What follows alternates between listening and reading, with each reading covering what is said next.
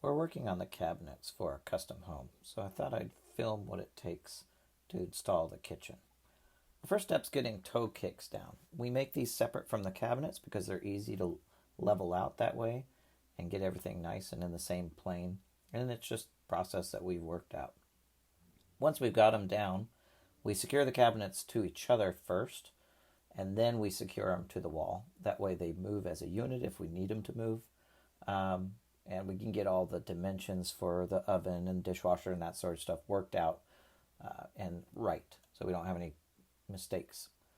After that, we get the subtops put on. This is just a sheet of 5/8 plywood, kind of just an exterior grade plywood that the countertops are mounted to.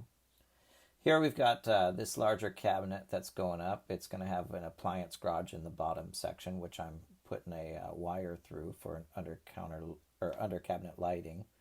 I conveniently edited out me trying to get up on the counter and then giving up because it was just awkward and weird, and I just left it as is.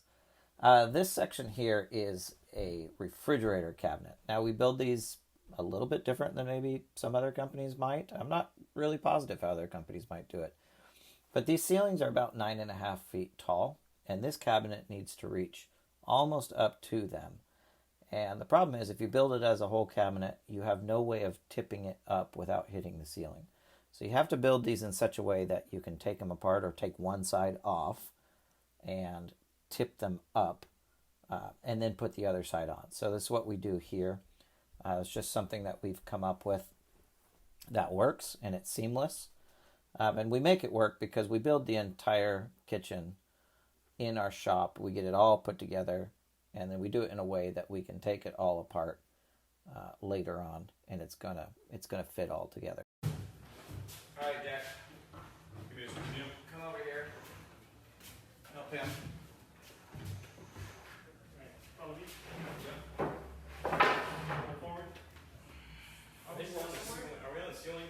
Yeah, you are. You're too high, Jack. He keeps pulling. I'm just trying to come over to this side.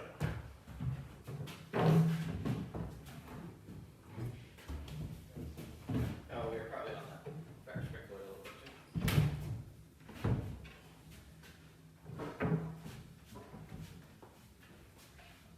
too. I'll put a little bar on Jack's side. There.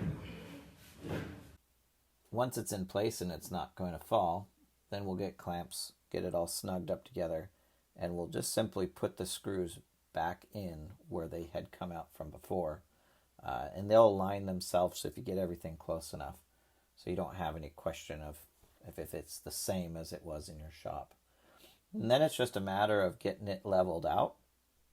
The floor is not always level. In fact, it's rarely level. And so we've got to be able to shim and move things around. And once we have that, then we can secure it to the wall. But first we're going to be putting this big pantry cabinet next to it. So right now the fridge cabinet is still loose. This thing's kind of a beast as well. The bottom section is going to be drawers for a pull-out pantry, and the top is just a bunch of adjustable shelves. But this is also a full-size unit, and the only reason we could make this one full is because it's sitting up on a toe kick, which is about 4.5 inches tall. That little extra bit of room gives us enough shortness and height that we can tip it up without hitting the ceiling. That is, I'm not going to tell you how I learned that one, but I have learned that one the hard way. Next we have a large hood that needs to go in place. So we get it all measured out, put on a temporary brace, and got it up there. We left the face off to make it a lot easier.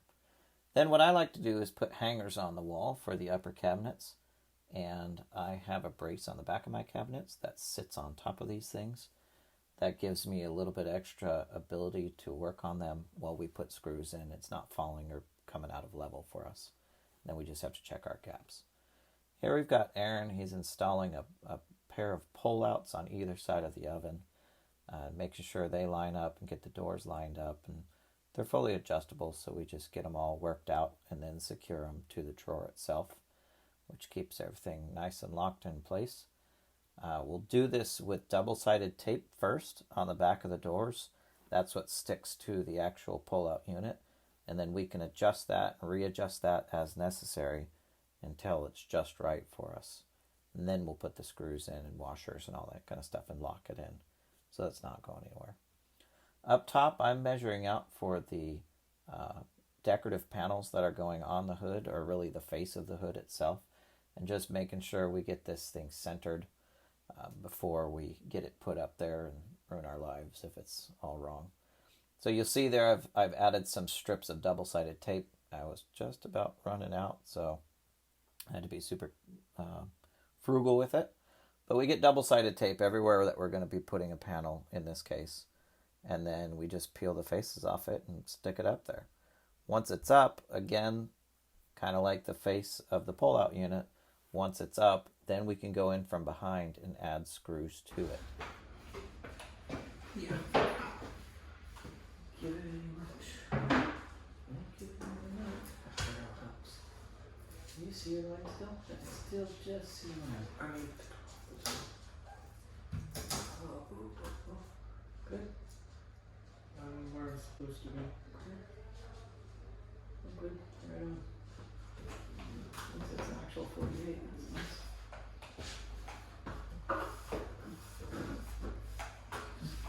Once we get that, you could pretty much let go of this, even as big and heavy as this panel is. I hold it because I don't want to let go of it. It's a very expensive panel, but you probably could if you felt like it. Now I'd make Aaron, the tall, skinny guy, crawl in the hole and do the difficult work of getting it actually screwed in. Mostly because he can reach places I cannot. So he's going to get a bunch of sets of screws in there, secure it so it's never going anywhere. It kind of locks the whole thing in real well. And once it's in, you pretty much can just forget about it. Once the actual hood unit itself is in, you wouldn't be able to get behind there anyways. Look at the truck.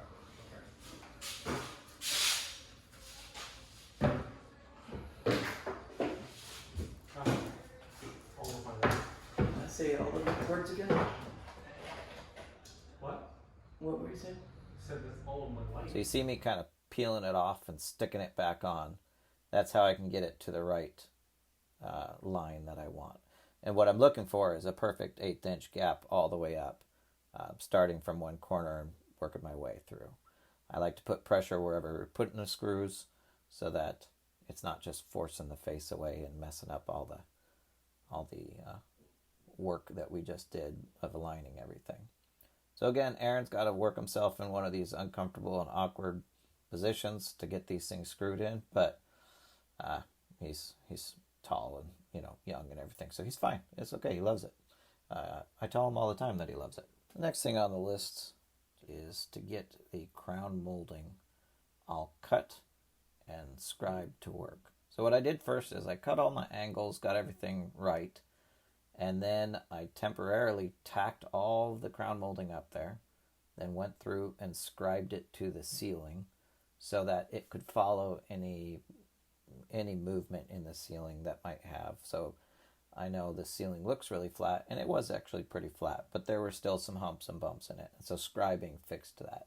Once I scribed it all, I then came back, and what you're seeing here is actually installed it all. This part here, I'm putting in rails for some pantry pull-outs. The reason I've got to have these rails is because if you don't, when you put the doors on the cabinets, the drawers, if you tried to open them, would just smack right into the back of the doors. The doors overlap the inside of the drawers, the inside of the cabinet a little bit. Here, Aaron is installing the doors, and we finally got to this point, and it looks so much better once you get here. I'm kind of assisting him, getting some of them put up myself, just depending on what needed done at the time. So this is about a day of work was working on putting all the doors and getting everything lined up and getting the trim up, that sort of stuff. This whole kitchen was done over several days, so it's quite an involved process. And you can just see us here. Anytime we can, we'll install the door and then make the panel next to it to match. So this is the sort of final result, you could say. They're going to still be putting finish on this, and we've got a couple little touch-up things like this door here that's sitting on the countertop. That's got to go in still. But this is getting there. This sink here is an apron front sink, so the granite guys will get that all cut out and installed. But just showing you here, we've got some double trash cans. Those are 35 quart trash cans, so it's pretty good size, and there's 2 of them there. Of course, it's soft close because everything else is unacceptable. This is a 3 tray unit. The middle tray is adjustable as needed for spices or bottles of oil or whatever.